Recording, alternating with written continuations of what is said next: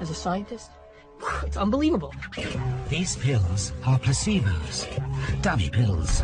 Sugar pills. I'm thinking he wants me to take sugar pills? This isn't going to work. But the latest research is starting to show why placebos do work, and how you could make the most of them.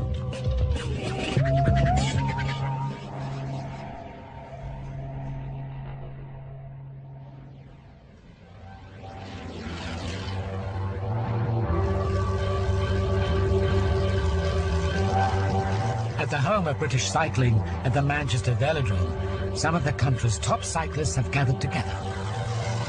They're elite. Many are national champions, past or present. They've been brought together by Dr. Chris Beattie. He wants to see if he can give them some pills to help them do something that would normally take months of training. He wants to see if he can make them cycle faster than ever before. We're going to get all the riders onto the track to do a sprint time trial, and we're going to get an idea from that how fast they are, their baseline speed. Then 4 hours later, we're going to give them a couple of these. And we're expecting these to have an effect on their performance. The cyclists have been invited to take part in an experiment looking at the effect of legal performance-enhancing supplements. We're looking at testing a new ergogenic aid. Half of you will be getting what we call a standard ergogenic aid, which is caffeine. The other half will be getting caffeine with some nitrate and some bicarbonate in those capsules. And we're expecting that to do slightly better. So to evaluate this, we need 2 time trials from you, absolutely 100%. Absolutely everything you've got in both time trials.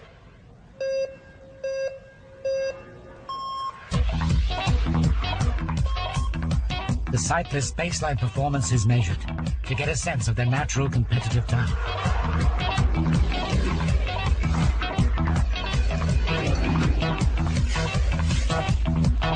And then it's time for the pills. Okay, we've got the baseline performance. We now are going to give them some of these and see what effect these have. One by one, the cyclists receive their performance-enhancing capsules from members of Chris's team. Hi Lisa, you've been randomised today to receive the caffeine. Today you've been randomised to take the mixed supplements.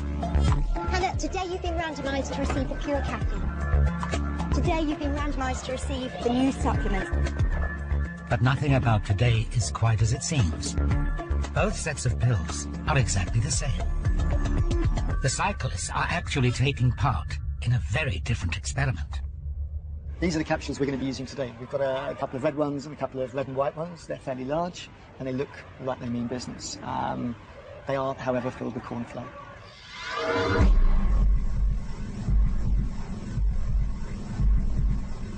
Chris wants to see if the corn flour can improve the cyclists' times, even though they already do all they can to be as fast as possible. But having raced just a couple of hours ago, the riders are tired. I thought doing 2 in one day, it'd never happen. You'd normally sort of race one and then a day or so you'd start again, but 2 in 1 day is going to be interesting. It's fair to expect that their second race of the day would be slower. It's time to see what the pills can do.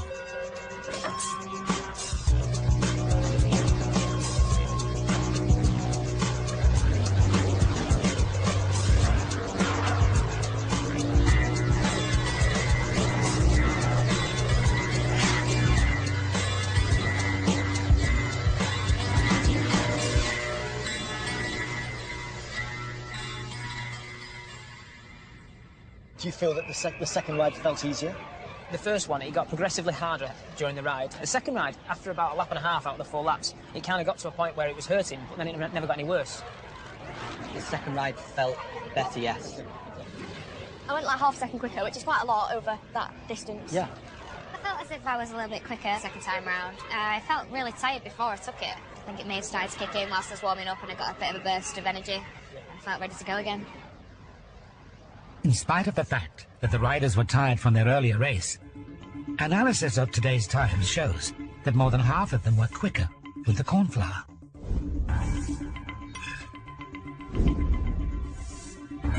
The placebo has even helped one cyclist to ride faster than ever before. was really, really good. Really surprised to go quicker in the second run. Really pleased, and a personal best as well by 0.2 of a second. And to beat a couple of lads that are here today that normally beat me, big surprise. Yeah, really happy. So, I mean, you did a PB. Yeah. You felt the effects of the substance. The capsule we gave you was a placebo. Right, okay. Really? Really? Wow.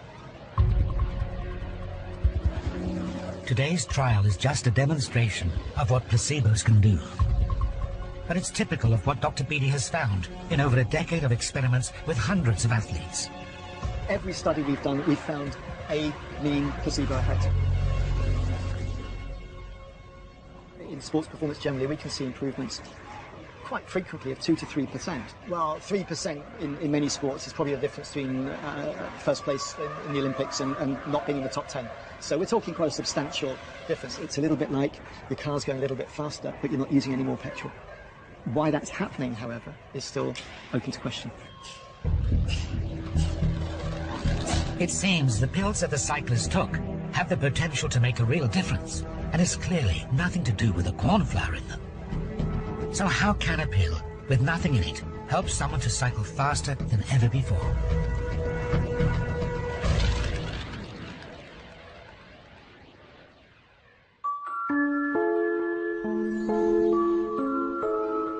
Since the advent of modern medicine, placebos have been treated with skepticism.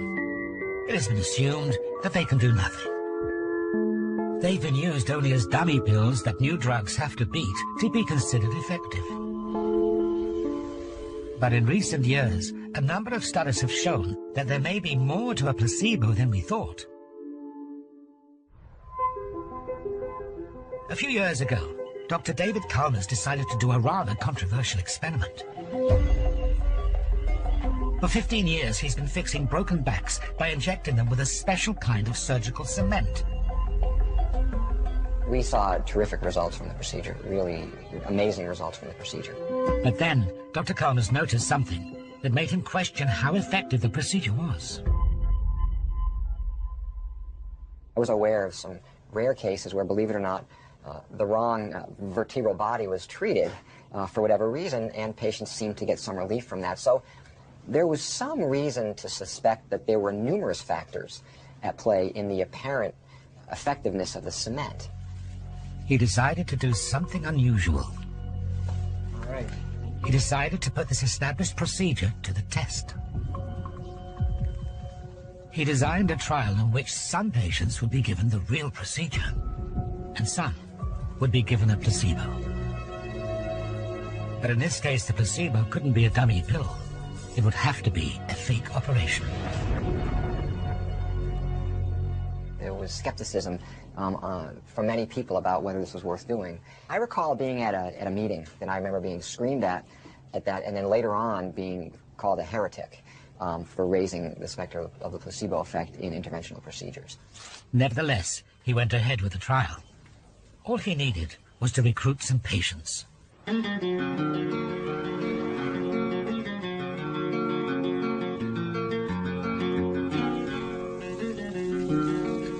few years ago, Bonnie Anderson had an accident that led her to join the trial.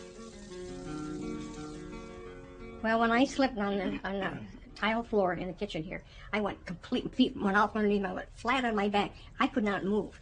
And I thought, oh dear, I told Donna, I said, I'm afraid I broke my back. And the pain was just very, very severe. I couldn't stand up straight. I'd have to, just kind of hold on to something. She was in pain all the time. She could do very little. Well, I'd help him with the dishes, but he did all the vacuuming. He really did more of the work for me. That part hasn't really changed that much. Oh, shit. When Bonnie saw the doctor, a vertebral fracture was confirmed. She was enrolled on the trial. On a cold October morning, Bonnie arrived at the hospital ready for her operation. She couldn't know whether she was having a vertebroplasty or the pretend procedure, the placebo. Dr. Kalmus developed an elaborate ruse to ensure that patients wouldn't work out which group they were in. The patient was brought into the room, was given medication by vein, was sterilely prepped, and local anesthesia was given. And only after the anesthesia was given onto the bone, did we press the button to see whether the patient was randomized to the full vertebroplasty or to the placebo. In both cases, no matter how they were randomized, we then opened the cement, which has a very strong odor like nail polish remover, to really simulate it for everybody in the room. And if they were randomized to vertebroplasty, we then inject cement down into the bone. If they were randomized to placebo, we opened the cement, we had a script that we followed.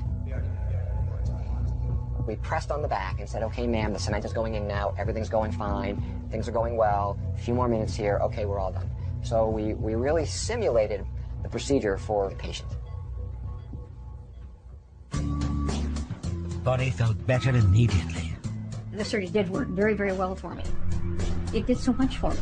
I was really active. The procedure transformed her life.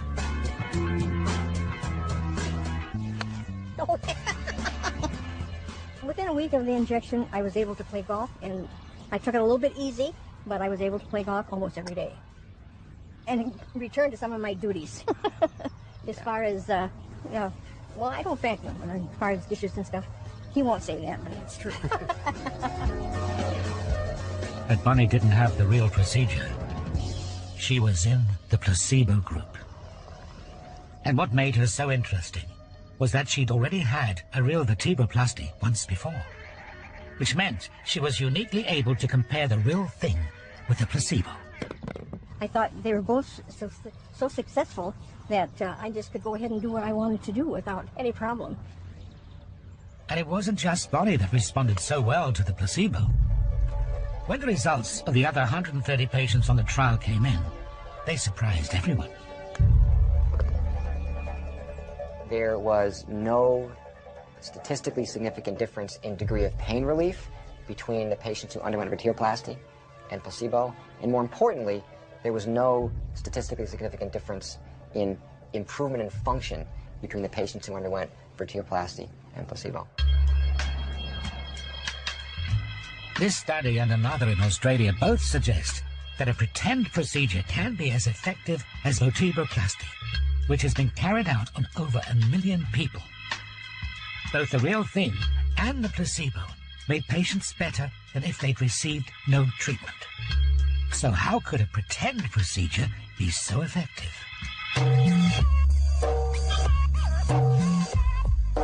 Around the world, scientists are investigating how a placebo works.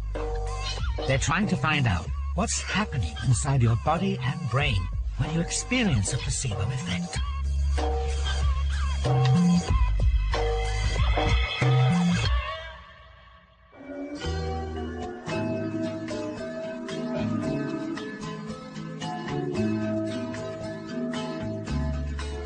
It's a public holiday in the Italian Alps. Tourists are heading up the mountain to spend a day skiing in the shadow of the Matterhorn. But for Fabrizio Benedetti, it's just another day in the office. Instead of driving to the lab, or instead of taking a bus or a train, we take a cable car.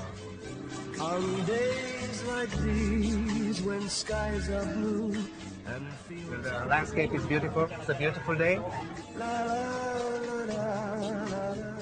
But Fabrizio's laboratory isn't at the top of the mountain just for the sake of a pleasant commute. He's using the low oxygen levels at high altitude to conduct an unusual experiment. He's trying to find out whether a placebo effect is imagined or whether somehow a placebo can cause real changes in our bodies. Okay, so here we are inside the station. There are a couple of labs. We have a living area. We have 2 bedrooms, the kitchen, the bathroom. Italian-Swiss border is more or less here. We work in Switzerland, we sleep in Italy. For the past few years, Fabrizio has been bringing volunteers like Marco to his mountaintop laboratory to be studied. He's conducting an experiment to see if anything happens to people when they expect extra oxygen but don't actually get it. So what we do is we give real oxygen or placebo oxygen. The tank of the oxygen is empty, and we compare the effects of real oxygen with placebo oxygen. Fabrizio gives Marco a canister of what he's told is oxygen and sets him off on a 30-minute hike.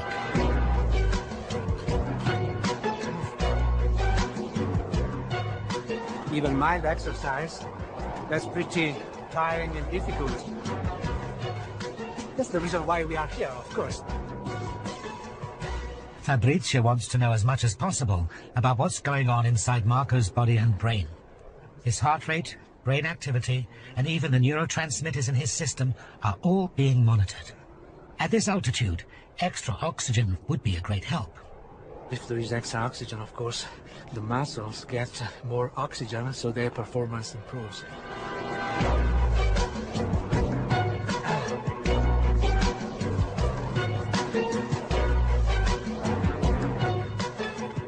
As they hike further, Marco is easily able to outpace Fabrizio's team of scientists. You can see I cannot see him anymore, actually. But of course, Marco doesn't have any extra oxygen. So, has the fake oxygen just given him some kind of psychological boost? Or has it changed something in his body?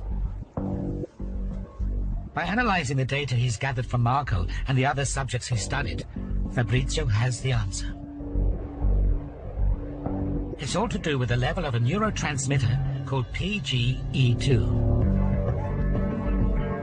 When we come to high altitude, the low oxygen levels cause our blood oxygen levels to fall.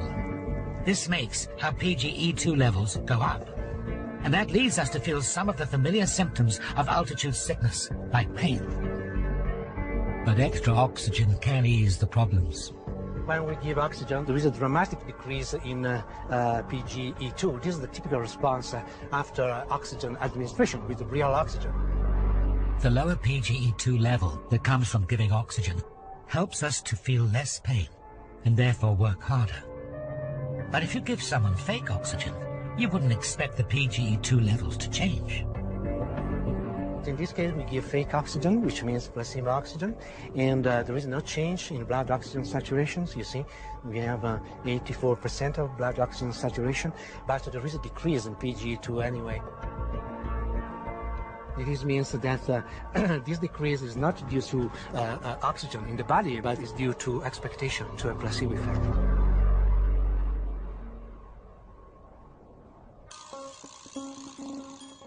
The fake oxygen is causing real physiological changes in Fabrizio's subjects, decreasing their levels of PGE2, causing them to feel less pain and allowing them to work harder.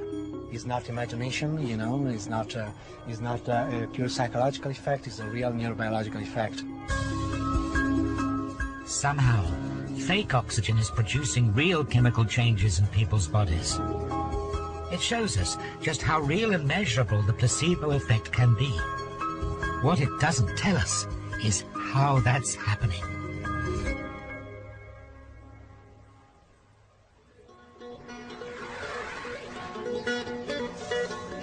Boulder, Colorado, in the foothills of the Rocky Mountains.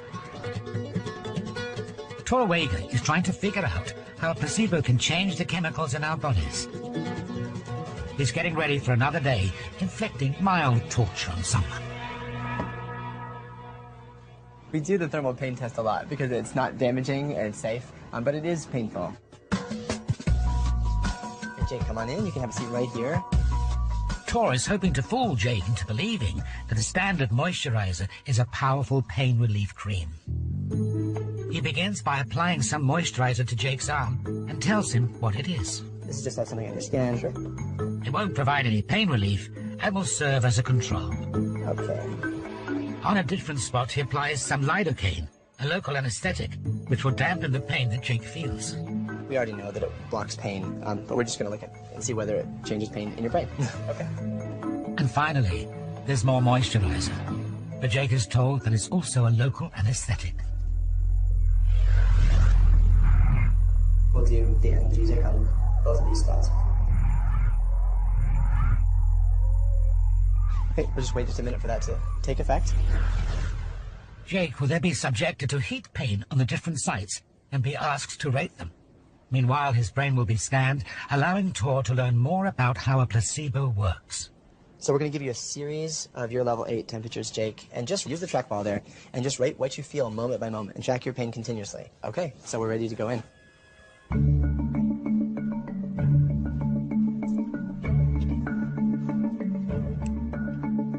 This is the pain rating scale. He's rating his pain continuously, and the anchors here are no sensation to strongest imaginable sensation. Jake's first heat treatment is on the control area. All right, Jake, we've got it tuned and ready to go for the first task here, okay? With no anesthetic, it's not a pleasant experience. It's going up. And it's just above, very strong. Oh, that's big, that's good. That was the control. This is with the lidocaine. Just rate what you feel. We'll be scanning. On the lidocaine site, the pain is noticeably reduced. So with the control cream, they were between very strong and strongest imaginable, so they're pretty high. And with the actual lidocaine cream, they're between strong and very strong, so there's a substantial drop. But how will Jake fare when the same heat is applied on the moisturizer that Tor has said is lidocaine? Last one, lidocaine number 2. When he felt this temperature on the control area, he rated his pain above very strong. So let's see what happens.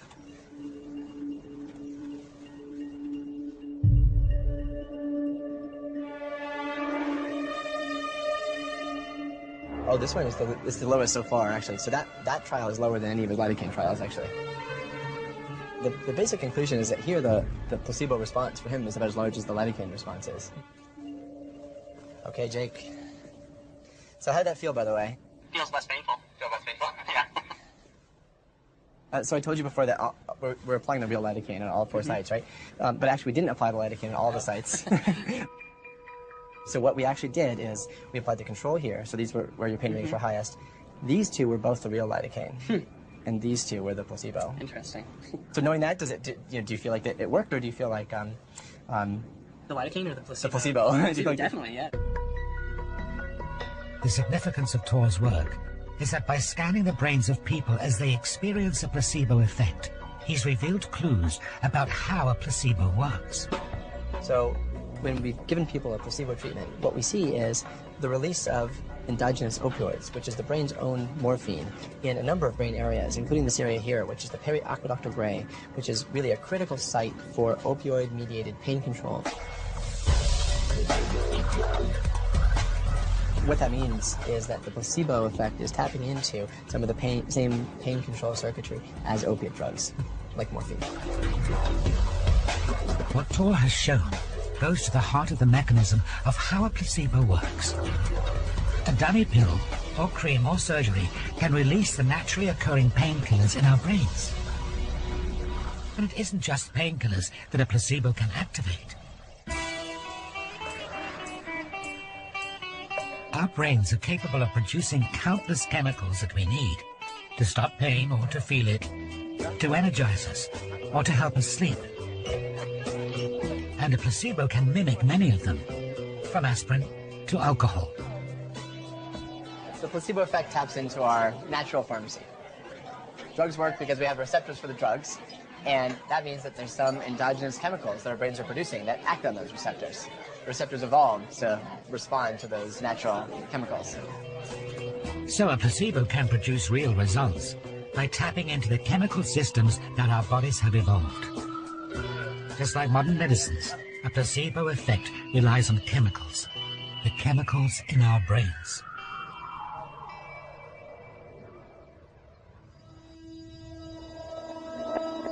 Scientists want to know just how much a sugar pill can do. Can it only affect conditions which rely on self-reporting, like pain? Or could it do much more?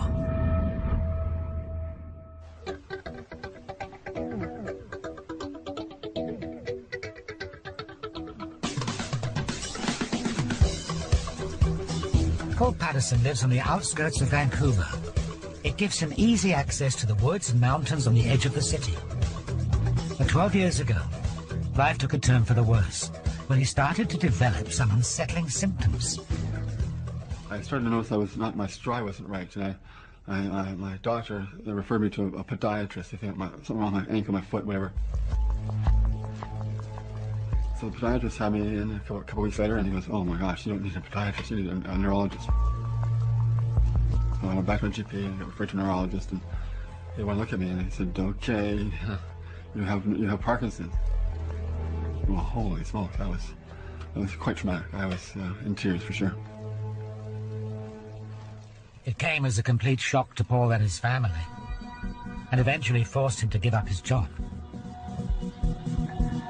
Parkinson's is caused by an inability of the brain to release dopamine. As well as affecting our mood, dopamine helps to regulate our movement. With medication, Paul can get the dopamine he needs to keep his symptoms under control. So I take some at CR, control release is the pink one, and the two white ones are 2.5 milligrams each of bromocriptine, and as you see, I'm upright, I'm mobile, my shoulders are back. A few years ago, Parkinson's researcher Professor John Stozel decided to test this effective medication against a placebo. We've always known that how people do when they have a serious condition has a lot to do with their attitude, and that's intriguing to me. Paul was recruited onto John's trial. It would require him to stop taking his medication. Without it, even walking can be difficult. About a year and a half ago, I guess, I was about 50 feet from my house. I could literally see the front door. I was sitting on the sidewalk on the curb, and I couldn't get home. That was something else. It took me about half hour to get home from 100 feet. Yeah.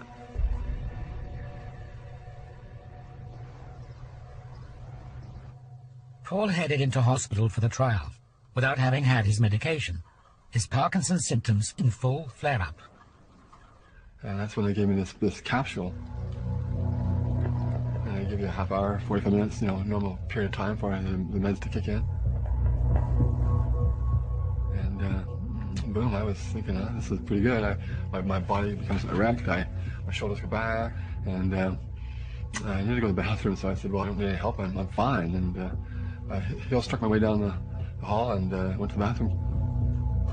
But Paul hadn't been given any active medication. He'd been given a placebo. Well, I was shocked. There's no way I could have done that. I fully understand the effects of my medicine, so how could a nothing create those same feelings? I was really shocked.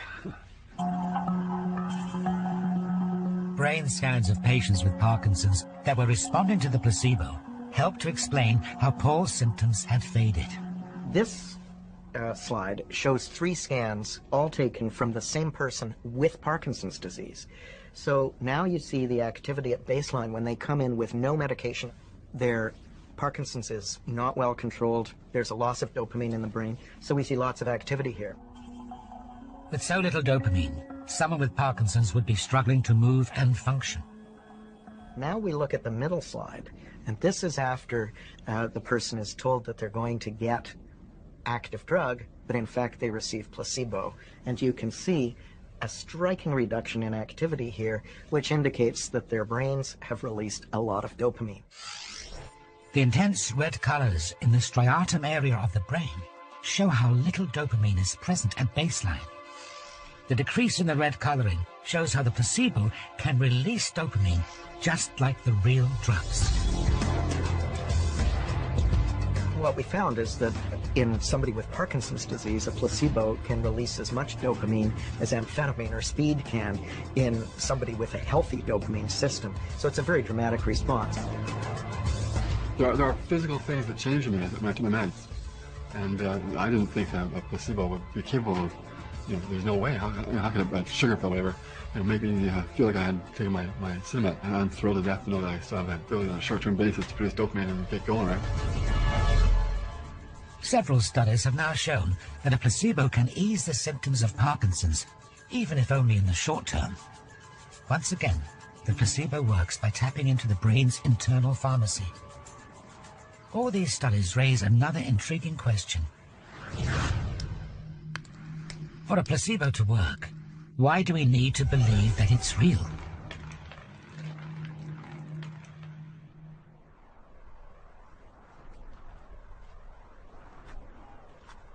Pull your body into the rock. That's nice.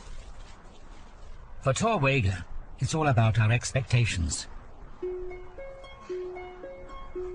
They can make a difference to what happens in our bodies.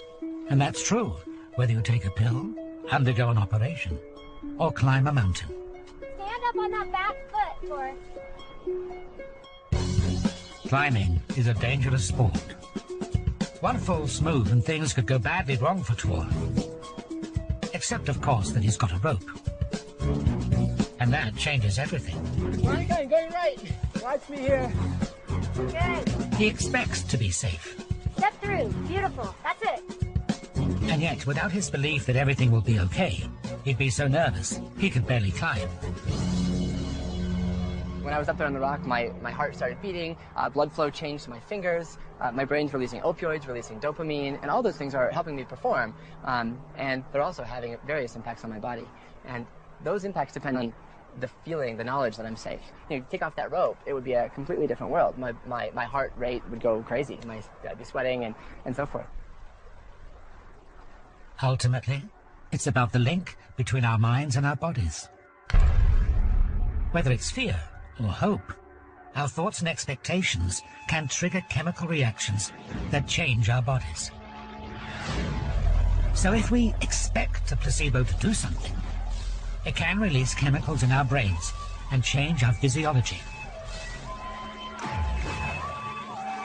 Scientists are now exploring just how much our expectations are capable of. As well as pain, they found that placebos can alleviate conditions from depression to insomnia, nausea to attention deficit disorder.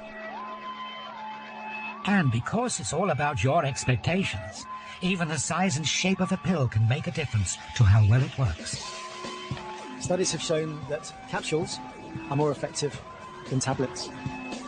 Large capsule is better than a small capsule. Expensive medications are more effective than cheap medications. Color makes a difference.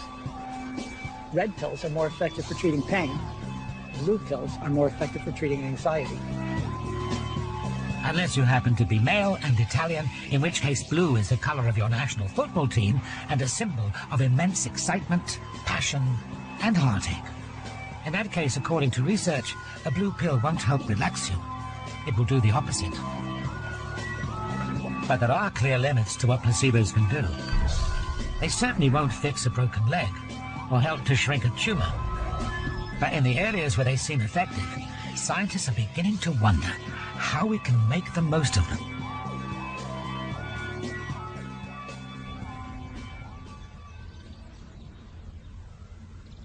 There is, however, a problem with dummy pills and sham surgeries. They rely on deception. You're not told the truth. That seems to be why they work, because you think they're real. Obviously, doctors don't want to lie to their patients. So how do we harness the power of the placebo effect without lying? It's a question that one of the most prestigious medical schools in the world is hoping to answer. In 2010, Harvard established a program in placebo studies. It aims to work out how we can use the placebo effect to make people better. Ted Kapchuk is the director. In the last 15, 20 years, there's been an explosion of research in placebo studies. We've learned so much, but there's so much more to do. The underlying goal is how do we learn to harness it, and how do we learn to use it to help people get better, healthier, and stronger lives. Recently, Ted decided to challenge one of the most basic assumptions about placebos.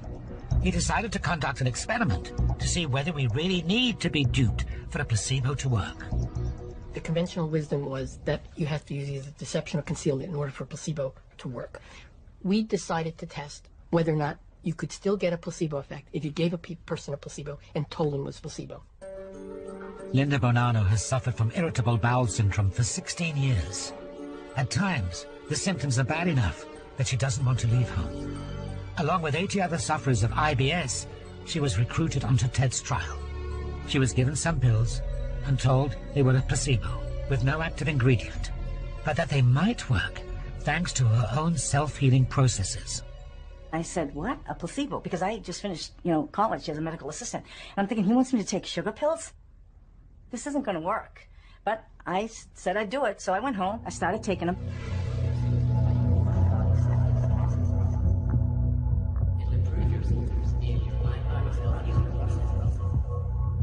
And after 3 days, I realized I wasn't in any pain anymore. I didn't have any intestinal pain. I didn't keep running to the bathroom or anything like that. I didn't have any stomach cramps, no blood. I had nothing. All the symptoms, the severe symptoms I had, were gone. And I thought, no, this is not happening. This can't be. A sugar pill does not get rid of the problems, right?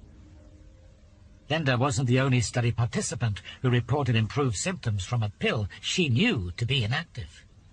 I was taken aback when we finished the trial and our statistician showed us the results, and it was much stronger than we expected. 62% said they got adequate relief from being on the placebo pill. People who got nothing, I think it was around 30%, said they had adequate relief. So it was a real big difference. It was easy to detect. But the study and the supply of placebo pills only lasted a few weeks. When the pills ran out, Linda's problems returned. It was 3 weeks, I think it was, and everything was fine. And then all of a sudden, I'm not taking them anymore, and all the symptoms came back, and it was horrible. It was like, oh man, I gotta suffer with this again.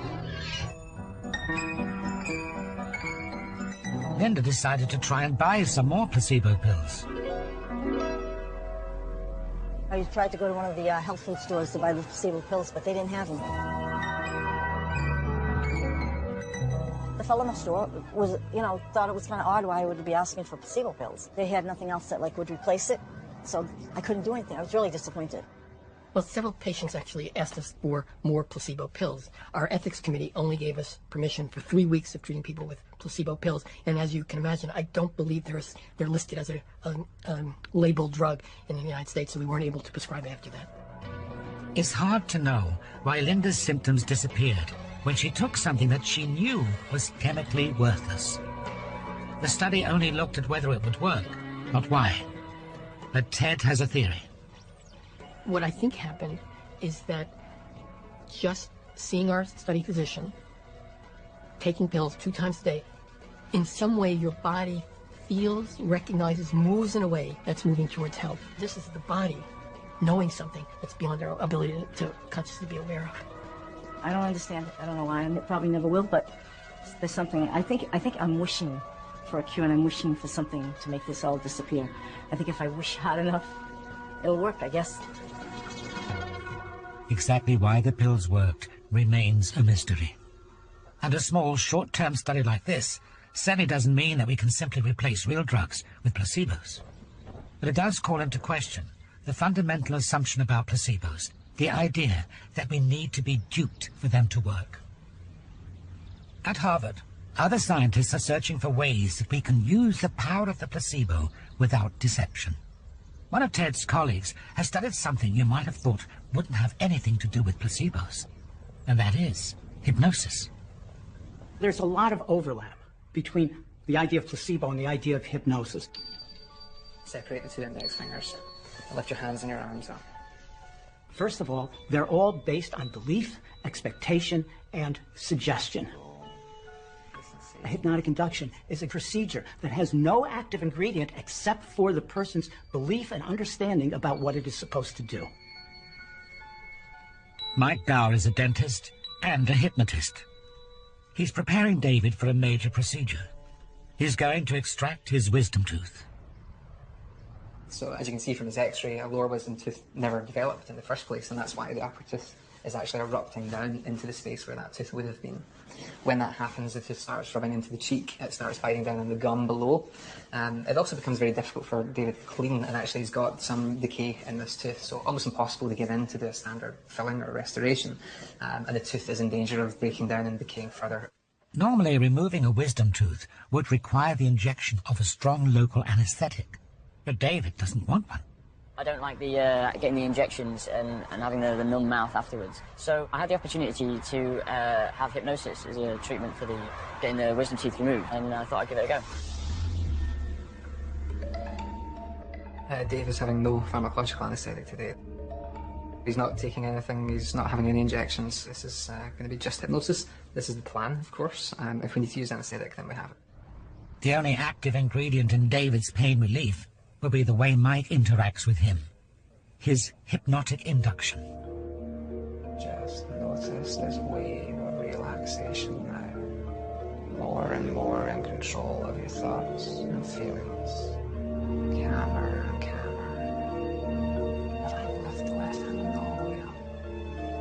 The act of inducing hypnosis is a way of giving the person permission, disinhibiting them, so that they can now believe in their own abilities to block pain, to experience things differently. Just notice now the index finger and the thumb just feel kind of dull and sensitive, don't they? Yeah. Are you happy now to transfer that feeling around the tooth? Cold, dull and insensitive.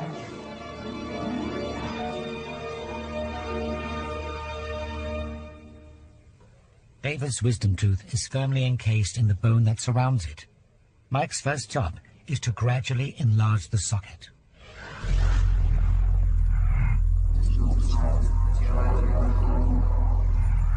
Just feeling that pressure.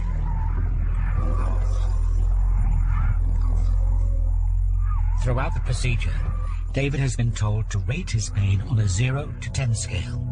Just write down any number there. That's 0, that's excellent. Very, very good. As you allow the lips to open again, just pushing and pressure, comfortable sensations. Again, just write down any little number. That 1. Clearly, David's pain scores aren't low because of any pain-killing drugs he's received. It's his own internal pain-killing systems that are working, the same as those that can be activated by a placebo. You might think of hypnosis as a procedure that allows people to turn on their own ability to produce a placebo effect. Having widened the socket sufficiently, Mike is ready for the critical moment, tearing the tooth from the ligament that holds it in place. Control.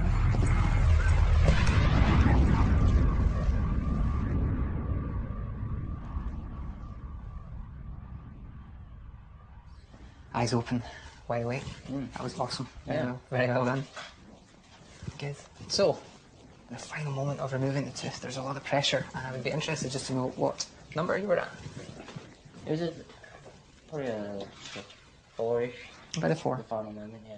Without any form of pain relief, I would expect it to be, I would think, 8 or a 9, without anything at all. So I think a number 4 is excellent.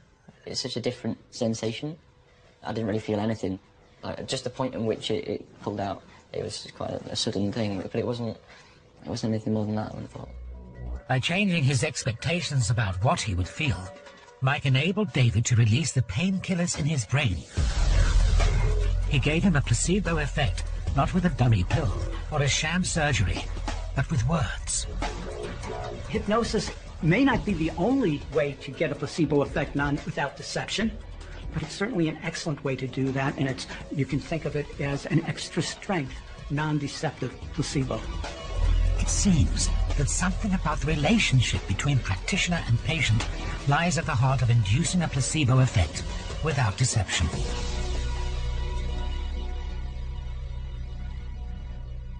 So, is it possible for doctors to give patients a placebo effect by changing nothing more than their relationship with their patient?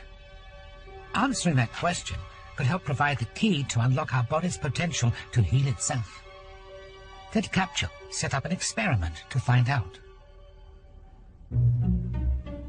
People with irritable bowel syndrome were recruited to be treated with acupuncture.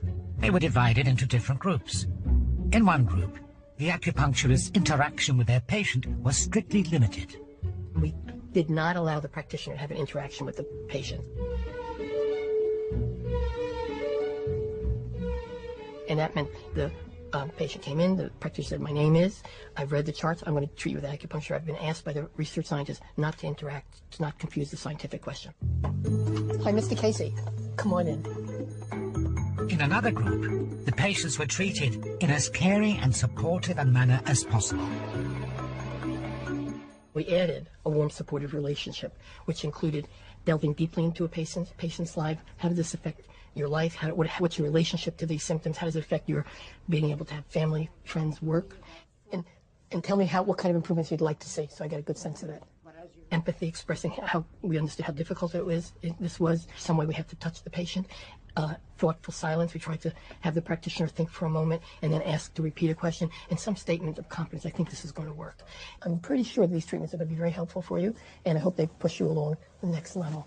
All Ted was interested in was the placebo effect of this interaction, so all active treatment was removed. The patients would receive acupuncture with needles that couldn't even puncture their skin. The needle is it looks like an acupuncture pin. It's impossible to tell the difference unless you have, I can barely see any difference. Now watch it go in. See it go in. And what happened is that it went up the shaft of the needle. It's like a magic sword. It's no surprise that a patient treated in a caring way might feel more looked after. You feel it yet? I do. Okay, but it's not bad, right? It's not bad. But could it really make them better? After all, it's just about being nice. But Ted's results show that the relationship between a doctor and their patient is significant. With no doctor-patient relationship, 42% had adequate relief, and on the full Monty, the everything with doctor-patient and the practitioner relationship and all the other arms, we got 62% reporting adequate relief.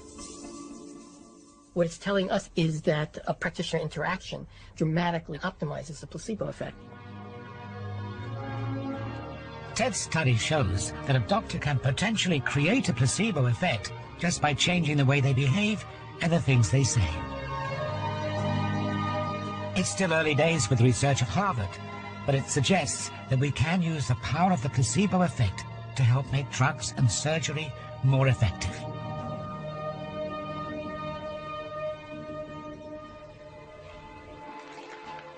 Placebo research is still in its infancy. There's much more to learn. Why do some people respond better than others? Do genetics play a role? What exactly does a doctor need to do to harness the placebo effect? But one thing we know for sure is that it's real. Even the most skeptical people now accept that there is something in the placebo effect. And that's the sea change on 20 or 30 years ago, where people were routinely describing the placebo as an experimental artifact. The placebo effect is real, quantifiable, and in fact you're doing quite well with an active therapy if you can get as good a response as the placebo response. The pills and procedures of modern medicine have brought us unprecedented good health. But in many cases, it seems they're not acting alone. The placebo effect is intertwined with everything we do in healthcare. It was there from the beginning, it'll be there to the end. The challenge facing researchers now is to better understand the mechanisms by which it works, so that ultimately we can use it and make the most of the power of the placebo.